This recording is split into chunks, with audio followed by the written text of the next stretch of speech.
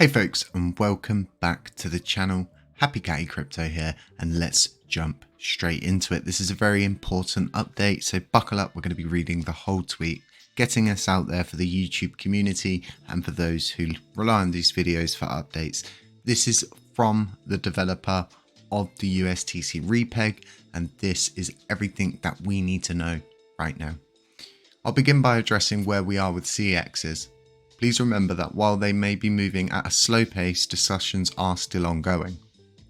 While not all exchanges have responded, we have had meaningful responses from most, but not all of the bigger exchanges.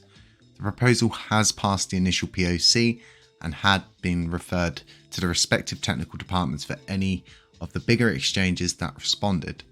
We've had a response back from one of the tech departments so far. They responded that currently their infrastructure, specifically their matching engine algorithm, couldn't support the proposal and that it would require work on their end to make it compatible.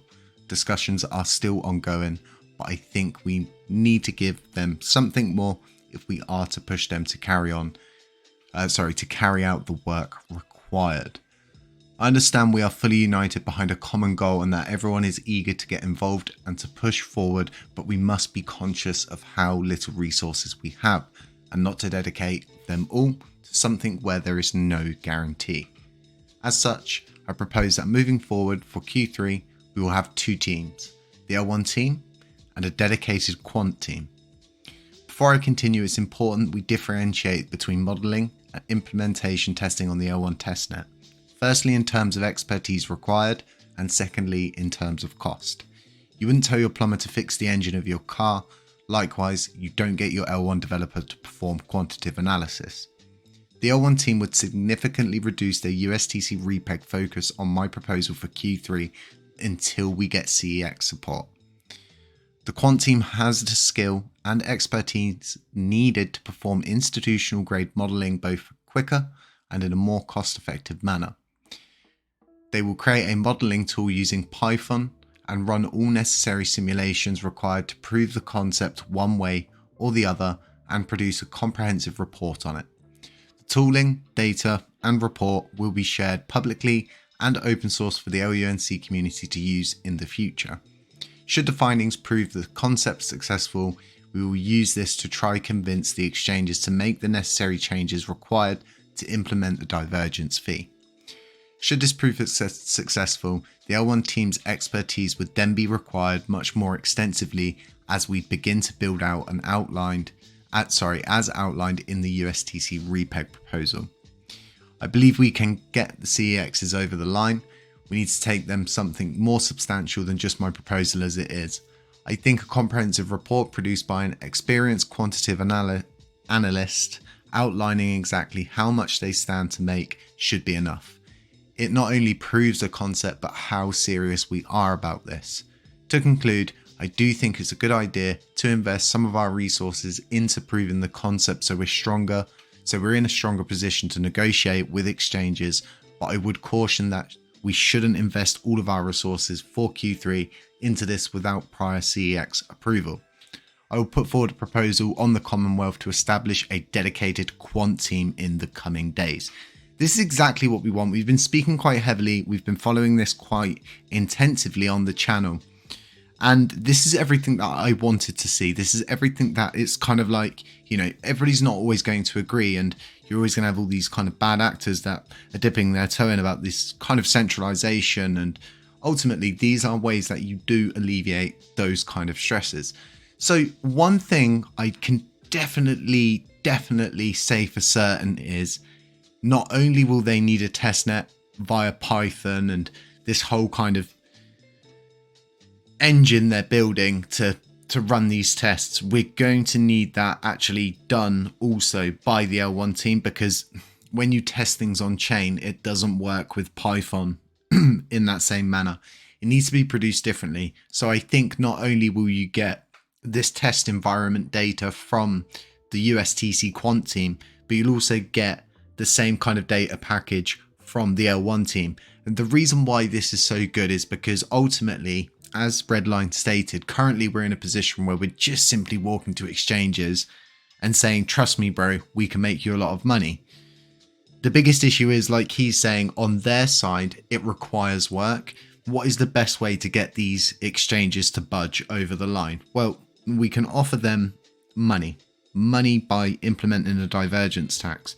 Okay, but it's a trust me bro situation. How do we then alleviate that kind of stress, that issue? Well, we create test environments.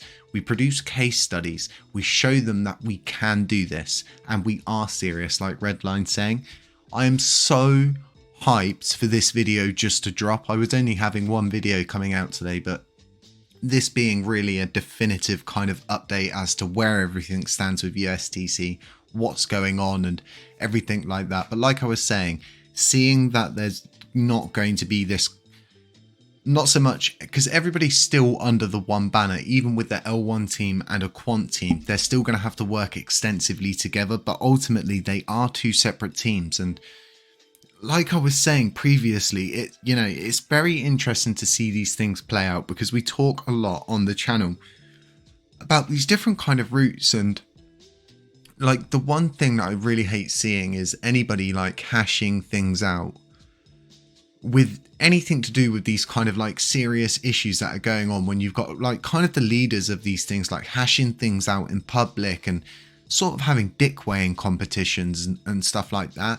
Instead, what we would rather see is people having collective, mature conversations and coming up with solutions, not finding problems, but finding ways to bring everybody together, even if there is friction there or there's been friction previously. I'm very excited to see this move forward.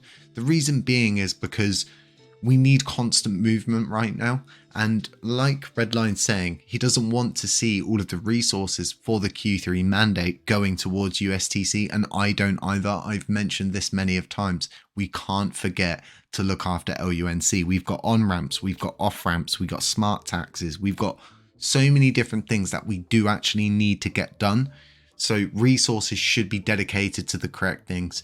I think there's a huge change in the wind coming, and I think it's going to happen exactly how it happened previously, where all of a sudden, before you know it, we've run up by 13x or something crazy like that. And it's everybody sat there at that point where, you've been looking at things on a macro scale, and you're kind of looking at these charts, right, every day on this kind of scale, and you don't take the time to zoom out, and you don't kind of appreciate that. Well, hang on a minute, last time these things happened, we actually run up by 13%, and I'm going to ensure to put as much content as I can out during those times, explaining to people about taking profits, securing investments, and being a healthy trader, because becoming a healthy trader makes you a very happy trader, and having those fail safes is always good. These circuit breakers, these ways to kind of leave these safety ropes for yourself in the future when things do go a little bit sideways. But we're not seeing the bickering, we're not seeing the Twitter spaces coming up, we're just simply seeing people knuckling down, heads down, and getting on with things. I'm so hyped for this incremental repeg to begin, and there's something really to take away with this, and I've said this in my previous video, I'm going to emphasize it again, is we are DeFi, and DeFi is huge. The cosmos is it's huge, okay? And a good point to take right now is we're just about to pass an IBC connection with Axelar. USDC has been trying to get into the cosmos for God knows how long. They're finally getting in.